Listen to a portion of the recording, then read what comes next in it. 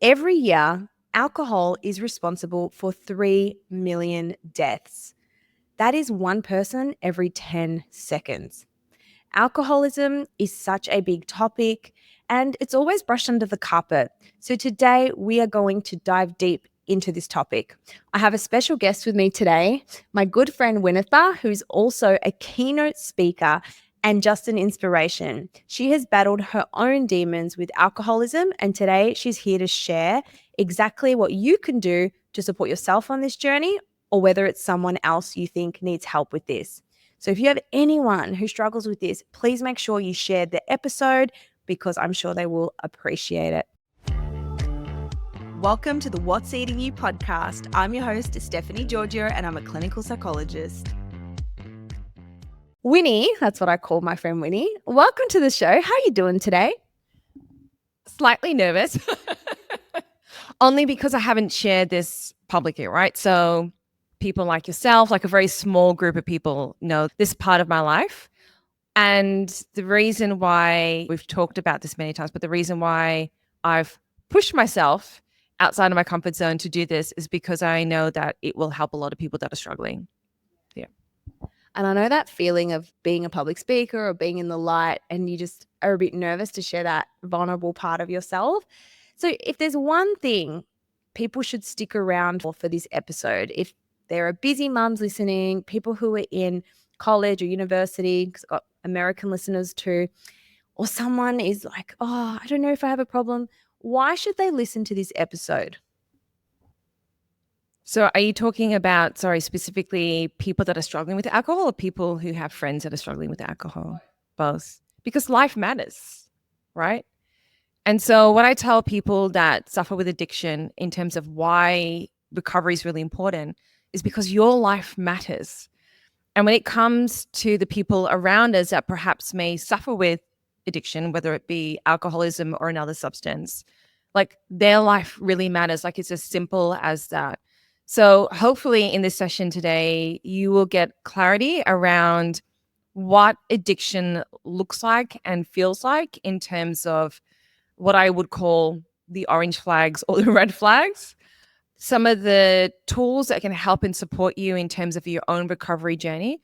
But importantly, for those that have family members or friends or loved ones that are suffering with addiction, get clarity on what's the boundary line around enabling and being helpful to that individual, but also what's needed for you in terms of your own self. Because being around someone who has an addiction challenge or problem is not an easy journey. So let's get clarity on what can best support you as well.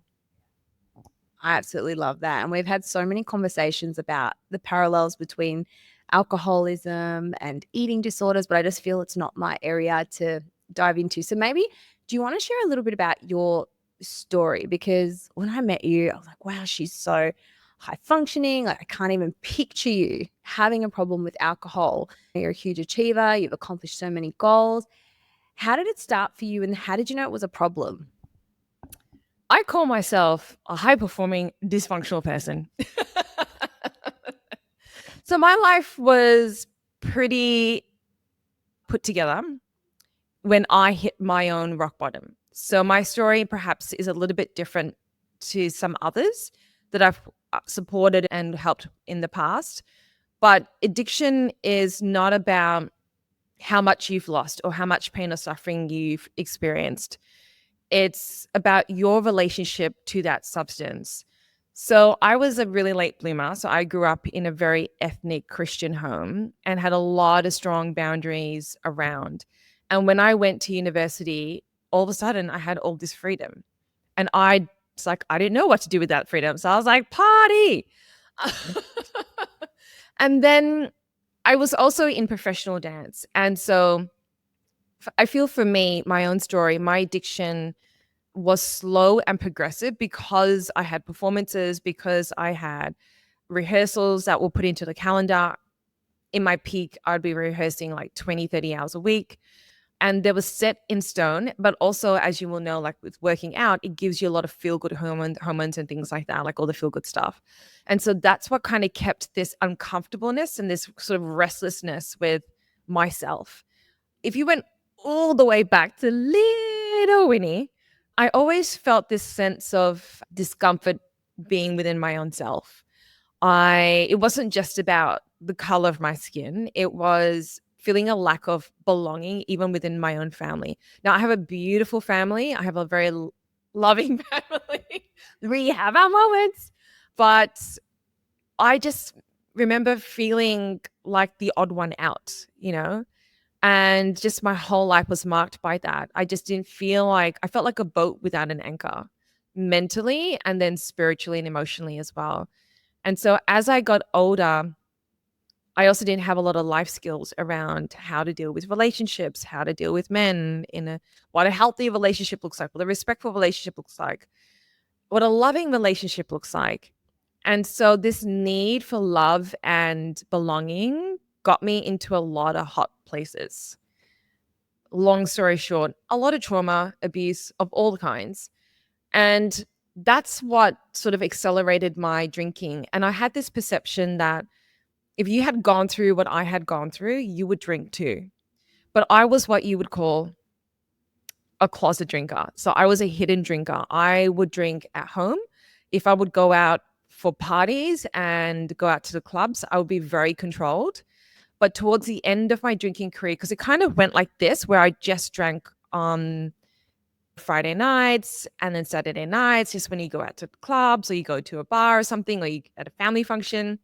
And then at the end, it just went like that. It was like a massive hooky curve because what was happening was dance wasn't working for me anymore.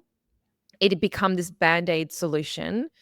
It was wearing off. And all the stuff that I'd hidden inside, even though I was seeing a psychologist for like gazillion years, no offense to you, sorry. All it just everything bubbled up. And so I got to this place where I drove to my parents' house, stupidly drunk at 3 o'clock in the morning, screaming at the whole. I still have memories because I wasn't completely blacked out, screaming at the whole family over some kerfuffle that we'd had the night before. And the next morning, I remember it was 6 o'clock in the morning, and I was staring at a TV screen, feeling completely numb. And it was at that point that my dad sat next to me and said to me, I think you should reach out to your psychologist, which particularly in our culture, it's like depression. What?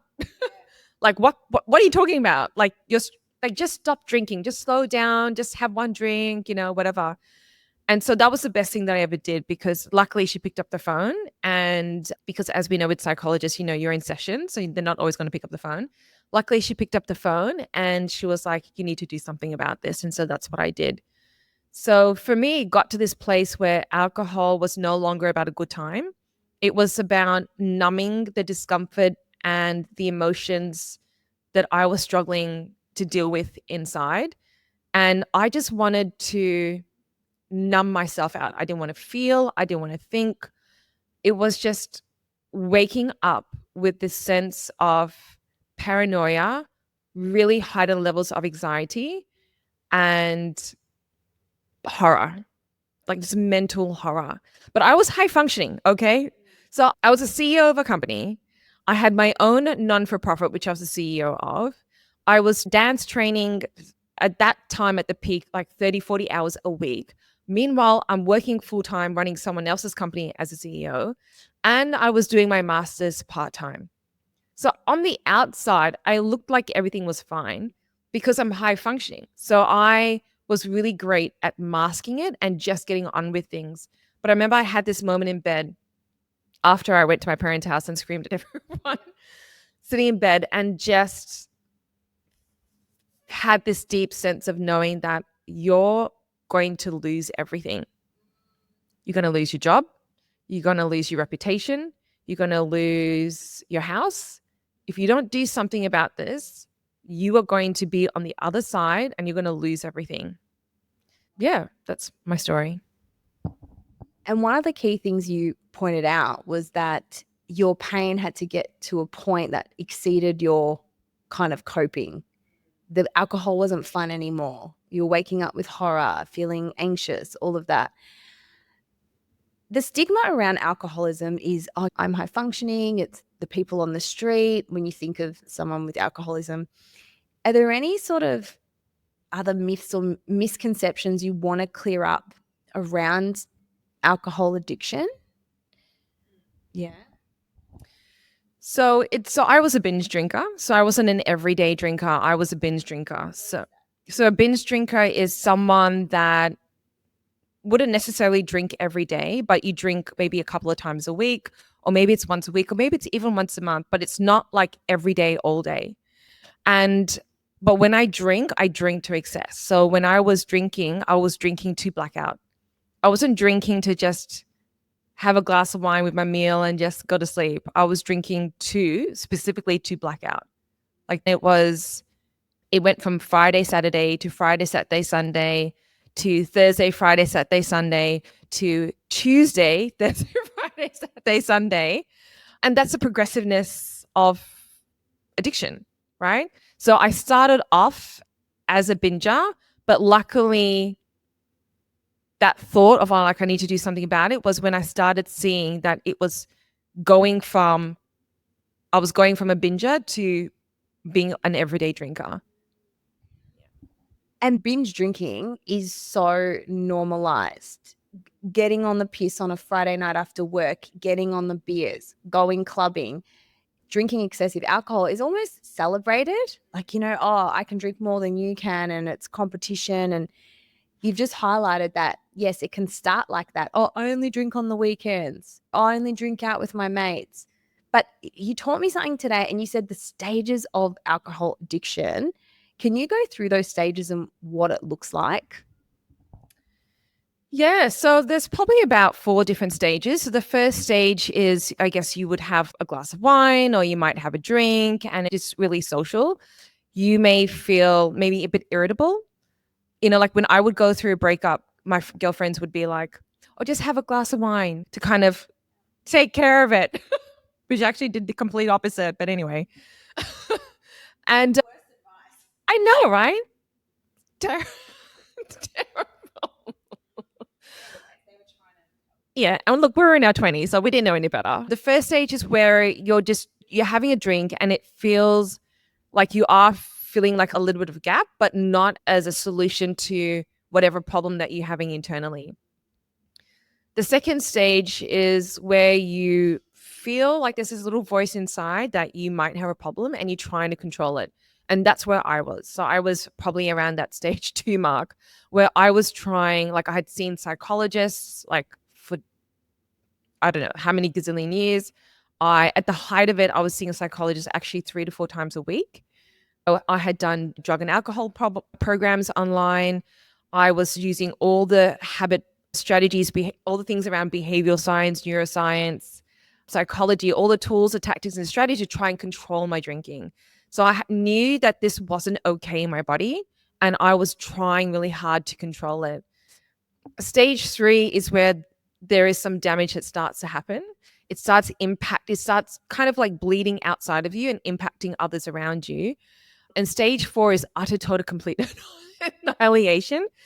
And I often say to people, and this is going to sound pretty direct and TW, and I often say to people, if you don't die from alcoholism, will get to you, you know? And so that is that last stage. And there are unfortunately a group of people where they're beyond all intervention, support, and help. They may have wet brain, for example. I don't understand clinically what it is, but wet brain, I guess, in the world of alcoholism is when it's like a disability in your brain. So your brain, some people do recover. I have heard stories of some people that do recover, but it's where you just have the inability to like think or like any cognitive processes and things like that. So stage 1 is where it's social and you just kind of be like, maybe I should have another one. Maybe I should have another one. But you're able to kind of put it away. And then stage 2 is when you know there's a problem. Stage 3 is when it starts affecting your job, it starts affecting your family, your relationships. You may be struggling to get to the gym. You wake up, for example, in a panic attack. And then stage 4 is when a lot of people will have to go to a detox in order to detox safely. So I was able to detox and didn't experience a lot of negative physical consequences.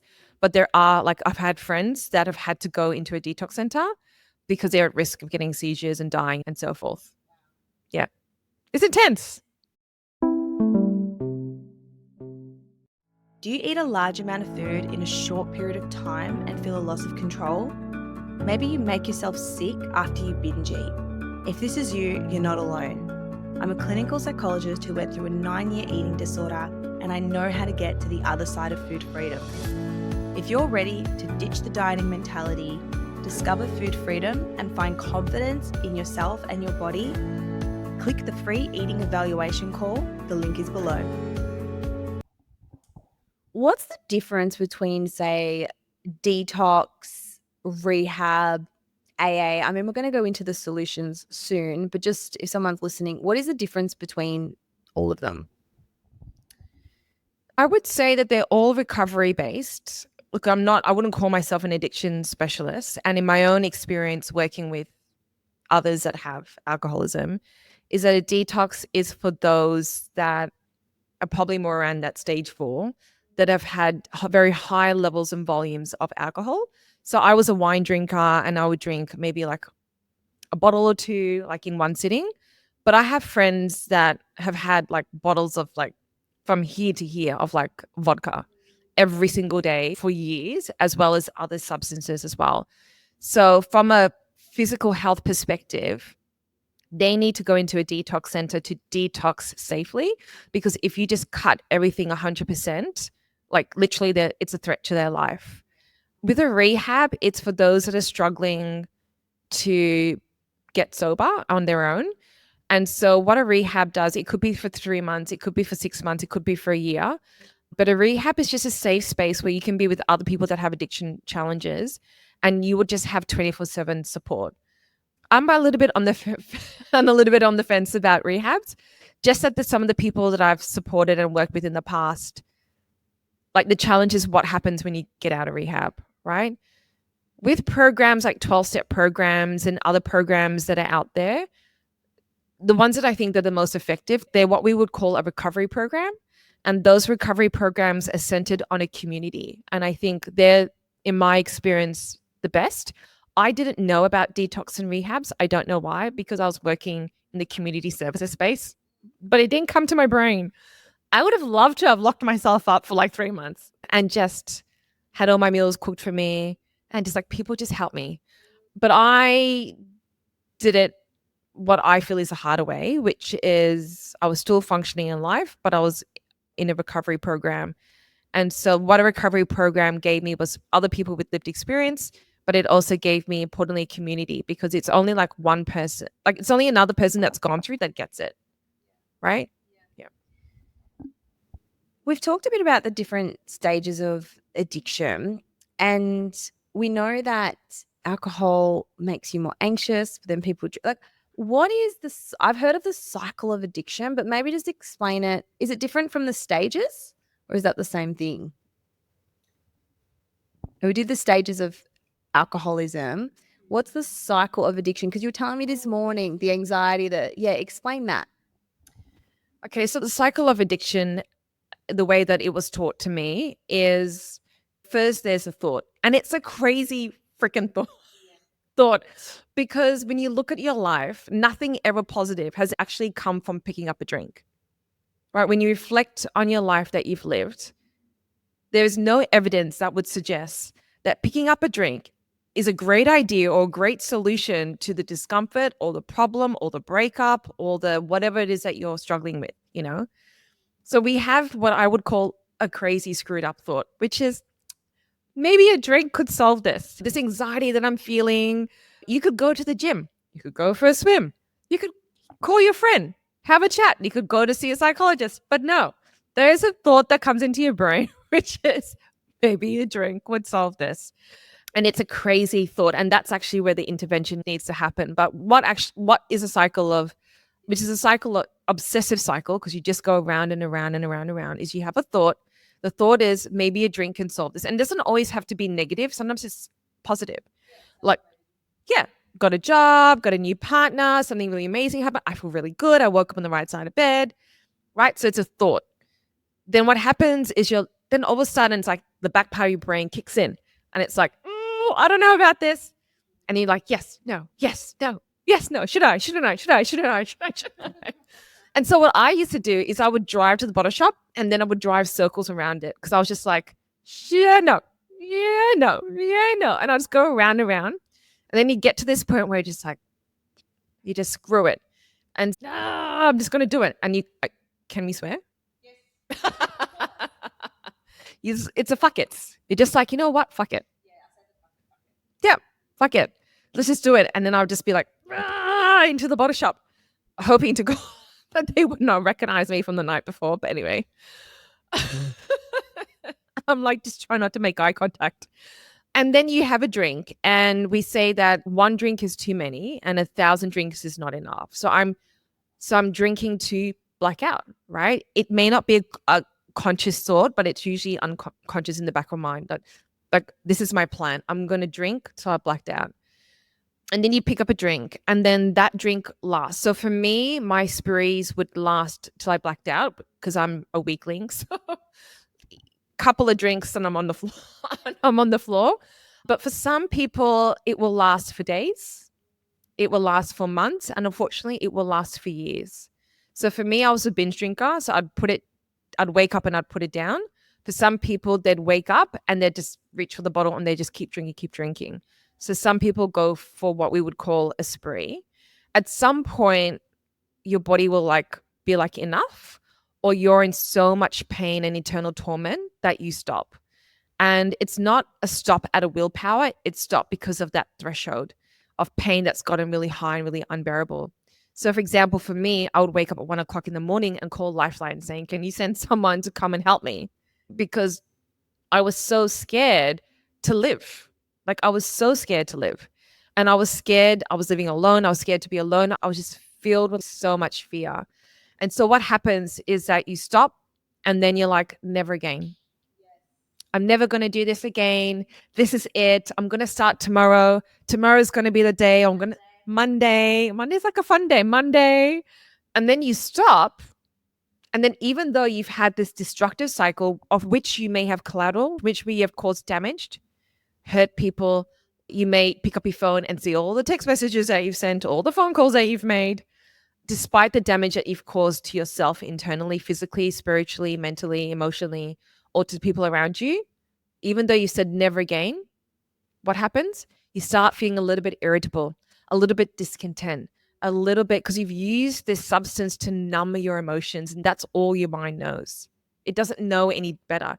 It just knows what's familiar, and what it sees as familiar, it sees as comfortable, and what it sees as comfortable, it sees as safe.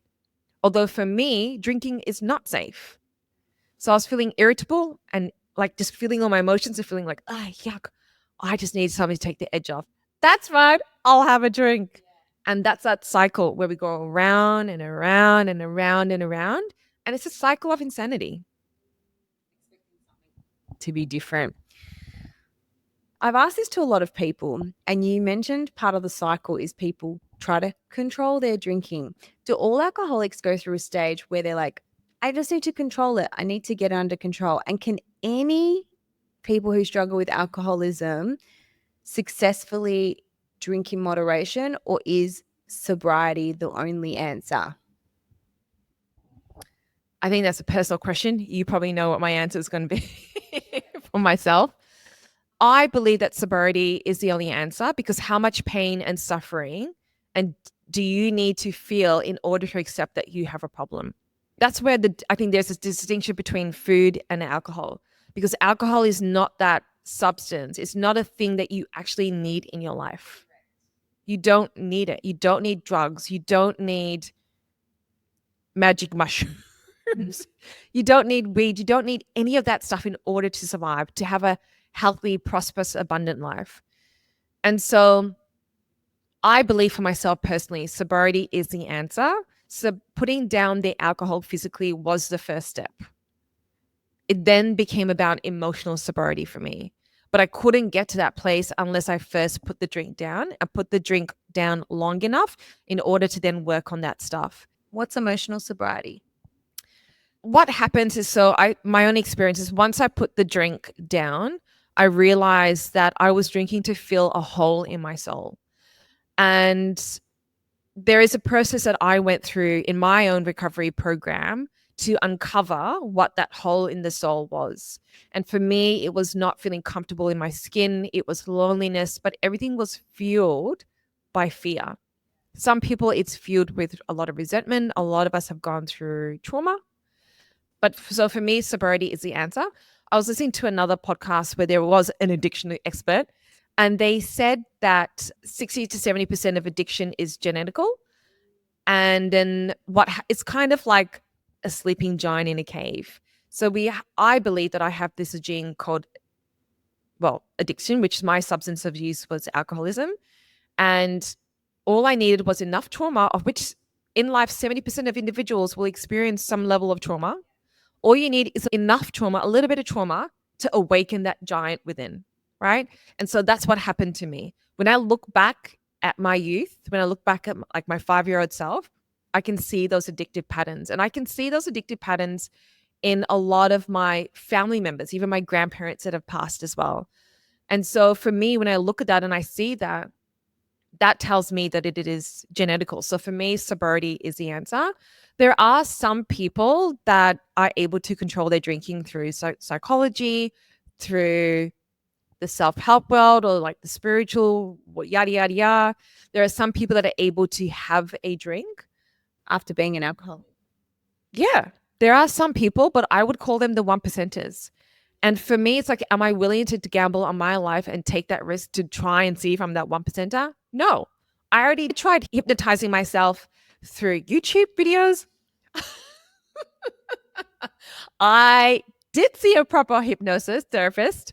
I saw, in terms of like psychology, I saw different, like in terms of coaching, like neuro linguistic programming. I saw shaman healers, all the energy healers, all the things.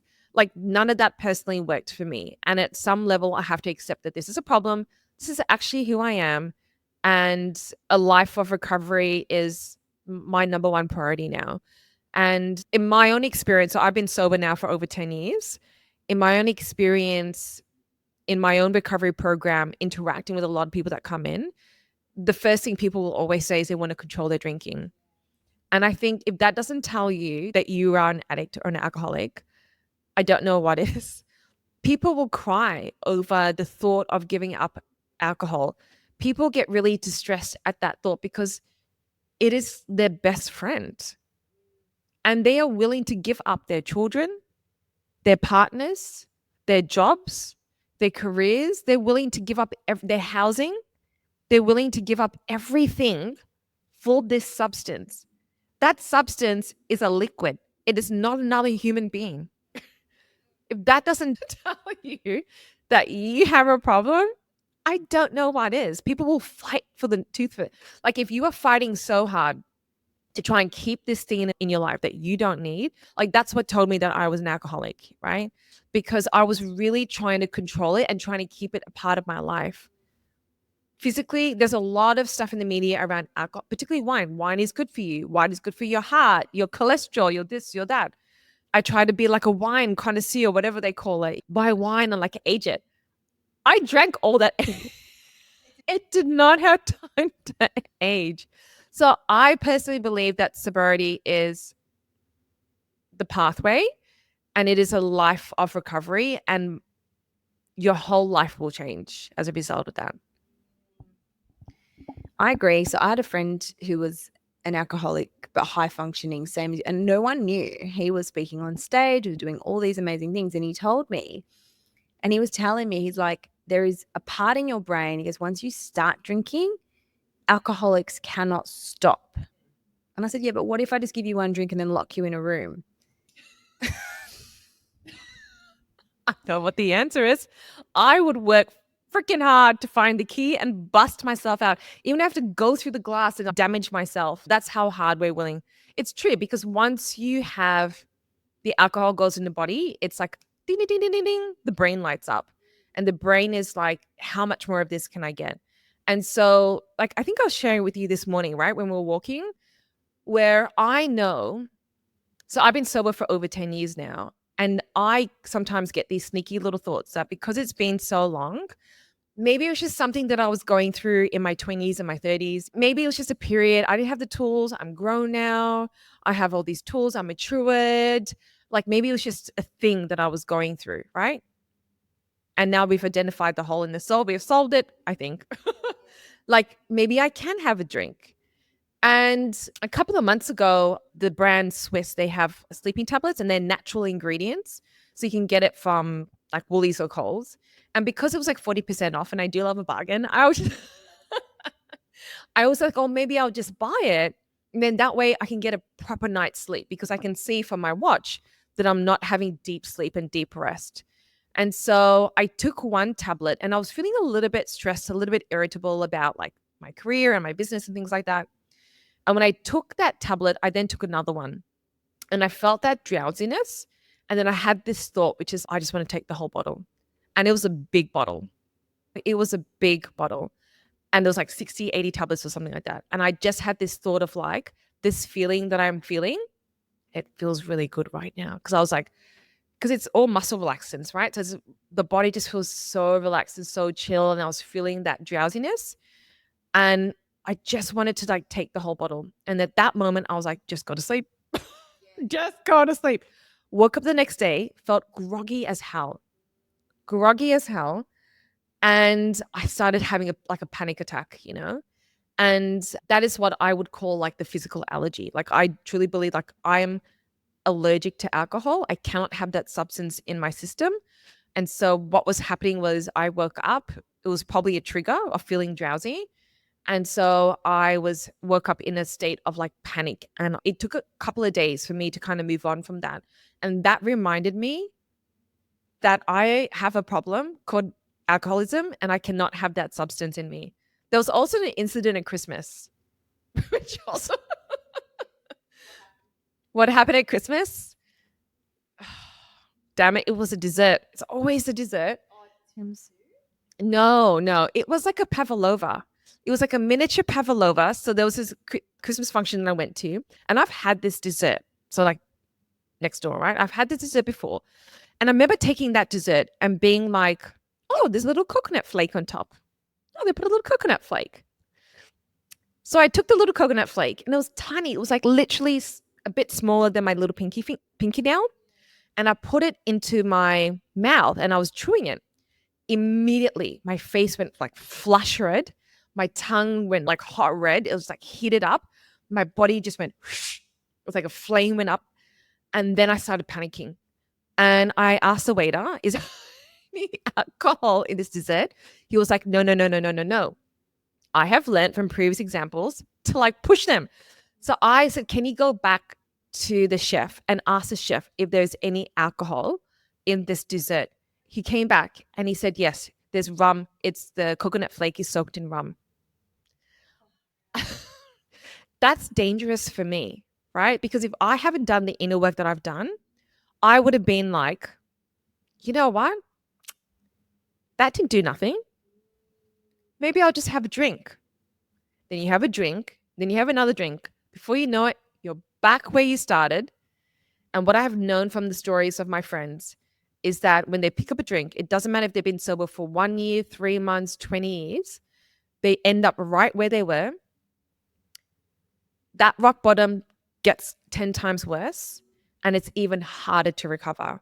But luckily, I've had enough emotional sobriety, enough spiritual fitness in myself to be like, try and vomit this up, which unfortunately didn't come out.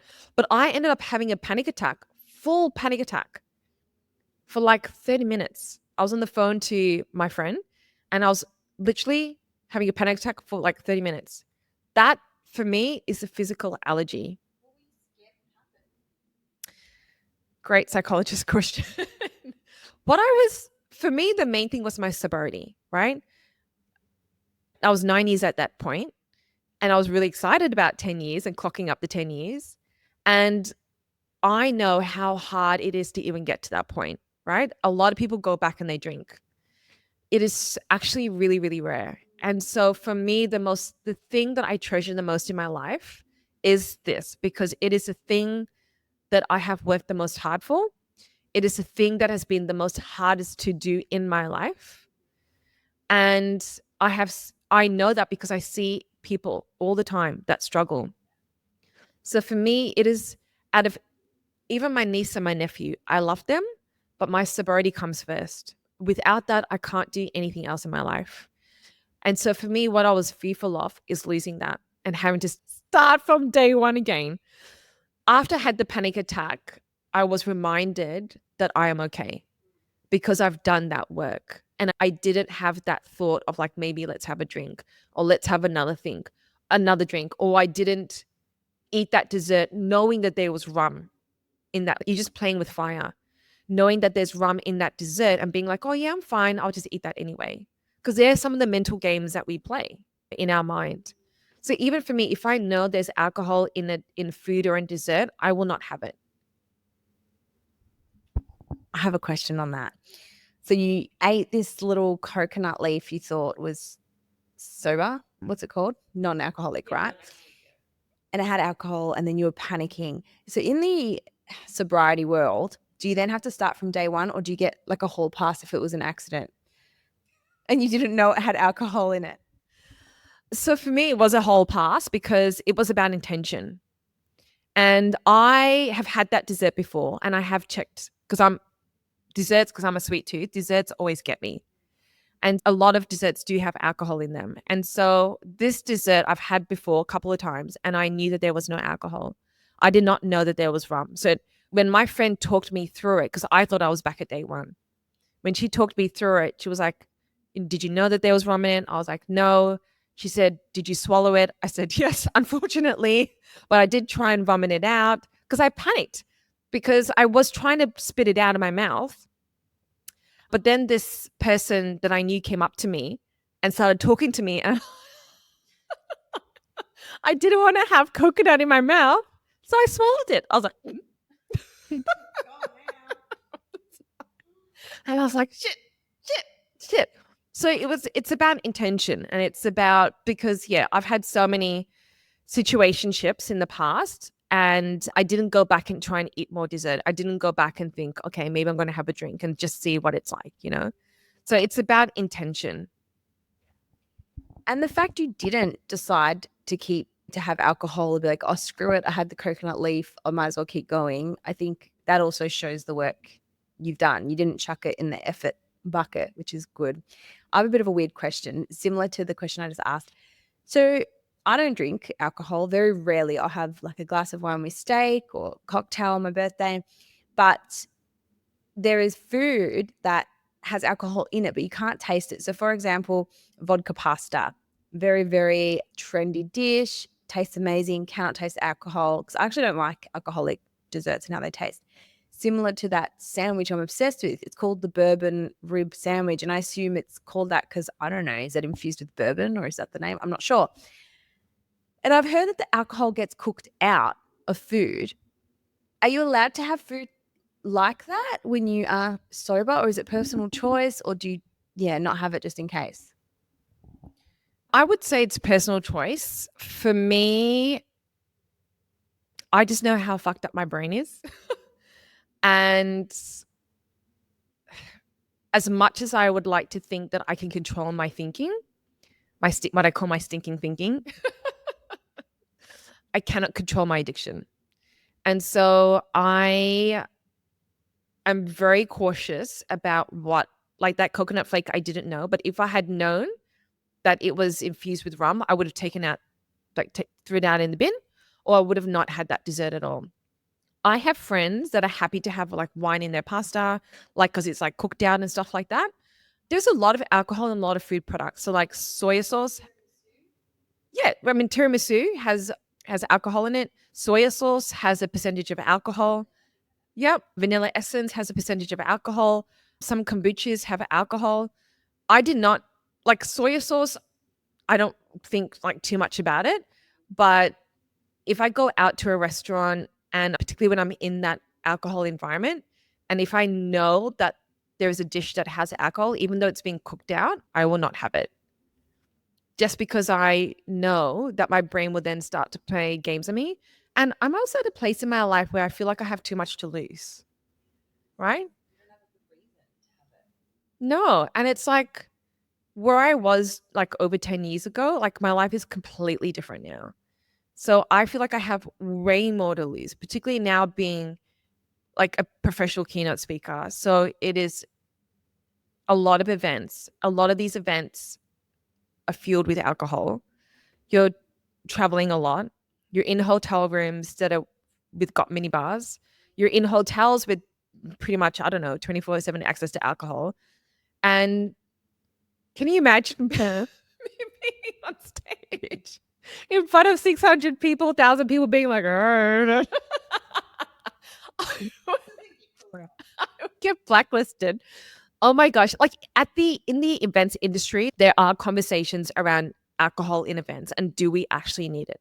And can we have conferences and events that are sober based, right? Because a lot of damage happens at these events. People hook up with their colleagues and cheat on their partners.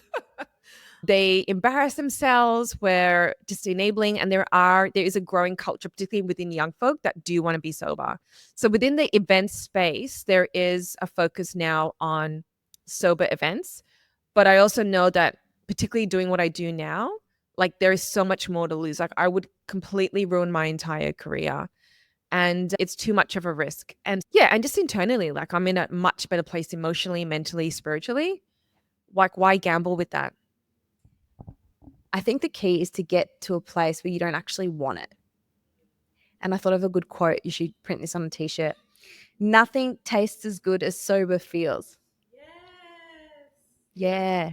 And it's true. Like it would have to be nothing. It would be worth it. And I think that's when that's when you've won, is when you feel like that. So let's talk a little bit about what worked. And then I've got some listener questions that have been submitted. So you said you tried hypnotherapy, you tried psychologists, you tried self-hypnotherapy. What actually worked and why? So for me, it was being in a recovery program. If anyone's interested to know what that program is, you're welcome to like email me and I will happy to share and jump on the phone and share that with you. There are many different types of recovery programs that are out there in the space, different organizations like I think AD like AA, also ADF, Australian Drug Alcohol and Drug Foundation as well. I generally suggest to people that so for me it was a 12-step program that really helped me. I did try some other programs that didn't support me, but it's got to be a personal decision and a personal choice. So I feel like the most effective programs are the ones that are lived experience based, that have a sense of community. So you're with other people that are on the same journey as you, because there is a very strong sense of shame. There's a very strong sense of like guilt, and you're just trying to get sober. And there's been a lot of research that shows that when you put, even physically, when you put an unwell person in a hospital ward with well people, their rate of healing dramatically increases than if they were in a ward with people that are just as unwell as they were. So being in, I think it's like from a psychology perspective, they call it like social contagion, emotional contagion. So being in a community, in a space where there are well people and people that are role modeling sobriety and wellness gives you, first of all, that sense of hope. So for me, being sober now is not so much about myself. It's about helping others to achieve sobriety as well. Because when they see me, see my life, it gives them that sense of, okay, if she can do it, then maybe I can do it too. Right? If she crashed and burned, but is still alive, maybe there's some hope for me as well. So it's about being in that space, but also from lived experience, sharing practically what worked and what didn't work. For me, in the early days, it was literally taking it 24 hours at a time. For some of my friends, it's literally one action at a time, like really, really breaking it down, calling people, having that sense of support. One of the things that I heard very early on, which is the crux of my own behavior, I remember hearing it and thinking, this sounds really fucked up, but I'm really curious about it. If I feel like if I can nut this out and understand it, it will help me. And it did. And that is, you can have low self esteem and feel so worthless and be the most self centered person at the same time.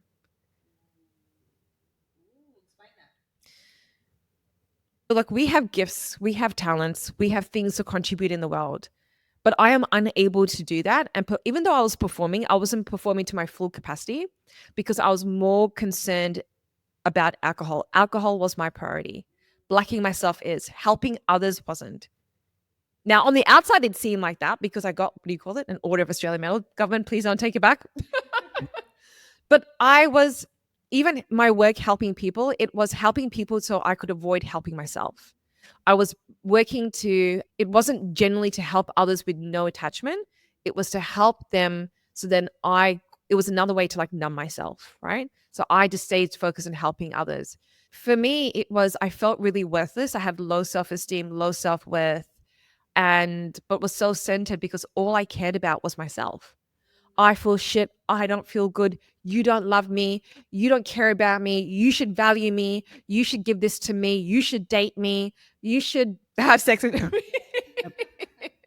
Well, I don't know about these days, but in my 20s, yeah, I was a hot tamale. And all I was concerned about was me. How can I get alcohol? When am I going to drink? I was constantly thinking ahead of like, okay, when this meeting is over, I'm going to go home, go to the bottle shop and drink. I wasn't thinking about how can I be of use to the world? How can I be of service? How can I help others? And when you're in a state of numbness and you're in a state of like in that cycle of addiction, you are not able in your full capacity to truly be of service to others, to truly help others, to even be a great daughter, to be a great like auntie for me, to be a great partner. Because I may be in a relationship with someone, but all I'm thinking about is how shit I feel, how shit I am. Like everything is me, me, me, me, me, me, me, me, me, me, me, me, me. The dialogue in my head is not about others. So yes, I had low self-esteem, but I was also the most self-centered, self-obsessed person on the planet. Two things can be true at the same time or feel true. Someone might be listening to this and they think, yeah, but alcohol makes me feel a bit more confident, or I do have low self-esteem, that's why I drink, it gives me the liquid courage. Or they might be thinking, I know I drink a little bit too much, but I don't even know where to start. It's not like I'm an alcoholic. What would you say to those people? I think the first place is acceptance that you have a problem, because you can try any strategy, you can try any recovery program that you want. You can go to detox, you can go to rehab. But if you don't accept that you are an alcoholic or an addict and that you do not have the ability within yourself to control this, if you don't accept that and fully surrender to that, there is no hope, because you will just go around the circle, around and around and around. So the first one is you may make a decision. The first one is acceptance that I have a problem. The second one is to make a decision that I'm planning to get sober. And I guess the third step would be to fully surrender, which is a whole other, I think, a whole other episode and conversation. But in the surrender, it's asking for help and support. It's being willing to try. A lot of people will push and push and push and push against the thought of putting down the drink forever. And I always say, just give it 24 hours. Just give it another 24 hours. Just give it another 24 hours. Oh, now you put it down for a couple of days. Now you're feeling a little bit anxious. That's okay. Give me a call whenever you're anxious. Let's just do another 24 hours. So I think they're the first steps. And then the other one is to reach out for help. And sometimes it's telling your loved ones or your family that I'm really struggling. Can you support me in this journey, right? You don't have to do it alone.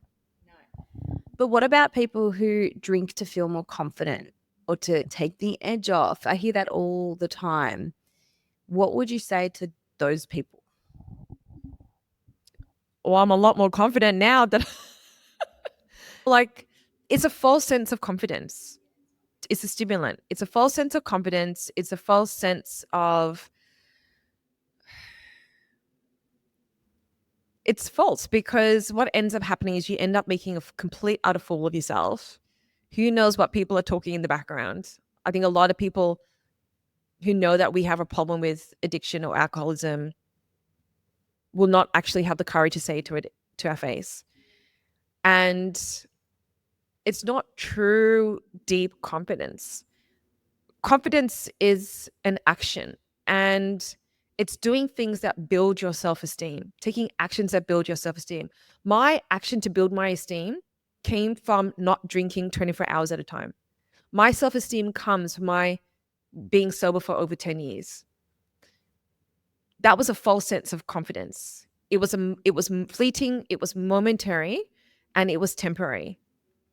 Because I wake up the next day feeling shit, like a loser, like a pathetic piece of crap, feeling guilt and shame. It's a band-aid solution. For me, the thing that I am the most proud of in my life isn't my speaking business or my speaking career. It is my sobriety. That is the thing that I'm the most proud of. And that is what I've given myself the opportunity to rebuild that self-esteem in a strong foundational way. I love that. You should be so proud of that. I've got some questions from some listeners on Instagram. The first question is, how to approach someone when they consistently deny they have a drinking problem? What do you think of that question? I think that's really common. Yeah, so common. The thing with addiction that I've experienced is that addiction impacts the people around you. It is transferable. It doesn't mean that the people around you are going to start drinking or start using themselves, although we are very good at making friends with people that will drink and use with us, or having partners. We can just smell them out. But for the most sense, it's not something that people can kind of catch. But what ends up happening in our relationships is people have that same behavior of trying to control. So rather than trying to control their drinking, they're trying to control you and trying to make you get better. And that creates a sense of mental unwellness in that person. So my suggestion for people that have loved ones that are struggling with alcoholism, if you're in an employment situation, that's different. You can fire the person. But if it's someone that you genuinely love and care about, the best thing that you can do is actually something that is very counterintuitive to, I think, what the perception is, which is love, tolerance, and compassion. Because if you tell an alcoholic or an addict that they can't use or drink and you try and control them, that's just going to go like that. And they'll be like, you know what? Screw you. Screw you. There are support services out there for people. So, for example, Al Anon is a great support community for people that have loved ones that are suffering from addiction. And it is a group, you can go to meetings and you can understand, first of all, because it would have impacted people mentally. So, get that sense of recovery and that support, but also you'll be in community with people that are suffering with family members that have addiction problems. See a psychologist and put yourself first, because I guarantee you that alcoholic, like, love is not enough. Love is not enough. I have seen so many people, particularly women, who have had child services come and take their children away. I have gone to funerals and sat in funerals with mothers who are in the coffin, in the casket, because alcoholism has won. They could not win that fight. The love of their children, beautiful children. Just one funeral, like they were all like songbirds. They had this beautiful voice. Like you, as a parent, you would love to have these children. Like they weren't ratty children; they're like beautiful children. The love of a partner, the love of a family member, the love of children is actually not enough, and that's why by what I mean by that self-centeredness, that self-obsession, that me, because that is not enough. You cannot love them away. What you can do is just give them love that's detached.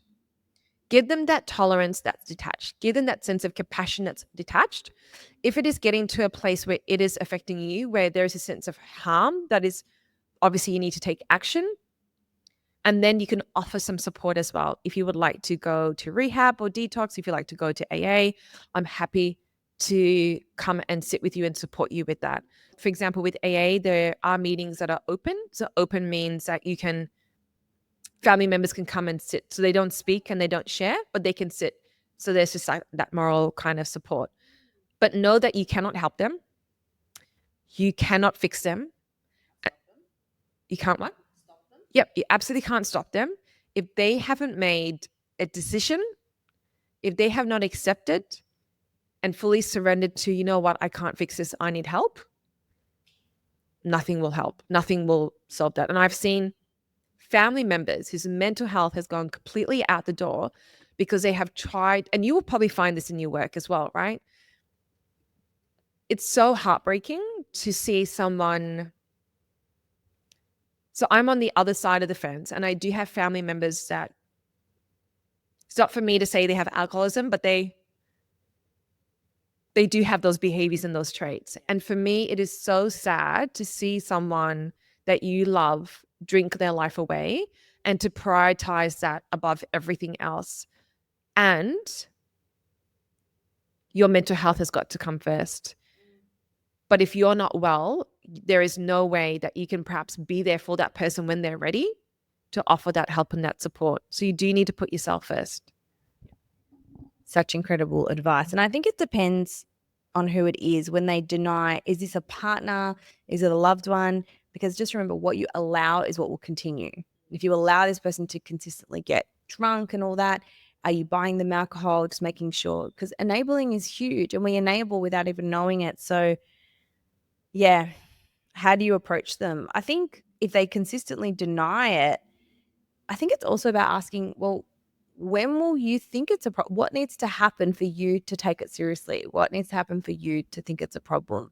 Because that's the thing. People are always comparing themselves to someone who's worse. Yeah. Look, take the mic.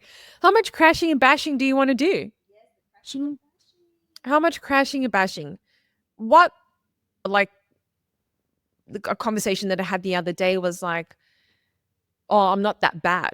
Or I'm not as bad as I'm not as bad as what you were.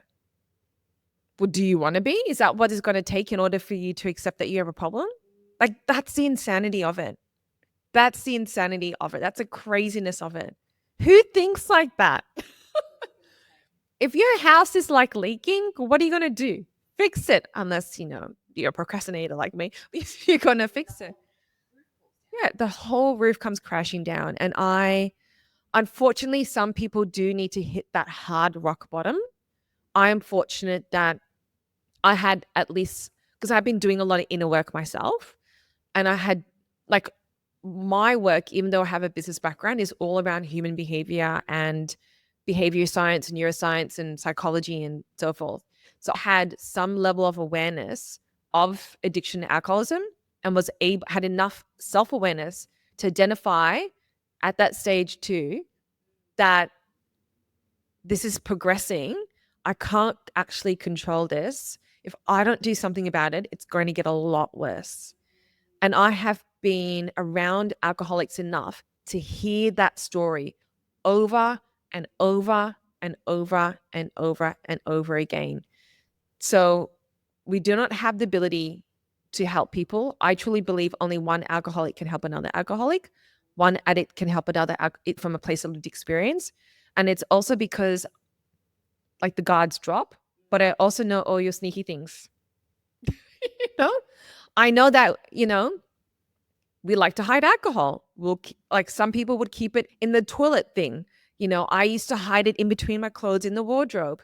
I used to put it down like these tiny little bottles down my bra, or slide it in my bag.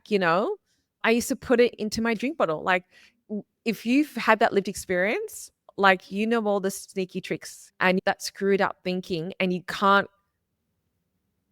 like, when another alcoholic speaks to me, I may be silent and quiet, but I'm like, babe, I know. And one final question. How do you help a friend who you suspect battles with this? So this person suspects it. Maybe we can do a role play. I'm the friend and you suspect that I have a problem. What would you do? Or maybe tell us what you do and then we can do a role play. Okay. You know me, right? I'm pretty direct. I can be in your face a little bit. So I would pull them up and be like, hey, I've noticed that there are these XYZ behaviors. Do you have a problem with alcohol? Like, I would be, but I also know from outside relationships, I guess more in a work component from a work context. When we're looking at behavior change, if a person hasn't demonstrated to me that they're coachable, that they're open minded, that there's a sense of willingness to change, and they're an individual that wants to change just in their life in general, then it may not be productive or effective to have that conversation. I may just be an enabler, right? So it's a very, very fine line. If you're not sure, I think the best thing that you can do is speak to a clinical psychologist over here and get some expert advice. But I'm a direct person. I don't know if that's always the right approach, but I would say this is a behavior that I've seen. If you are struggling with alcohol, I'm happy to help and support you, but you've got to want that for yourself. I would be similar. So I would first start off from a place of concern and say, like, hey, Winnie, I just want to have a chat because I'm really concerned about you.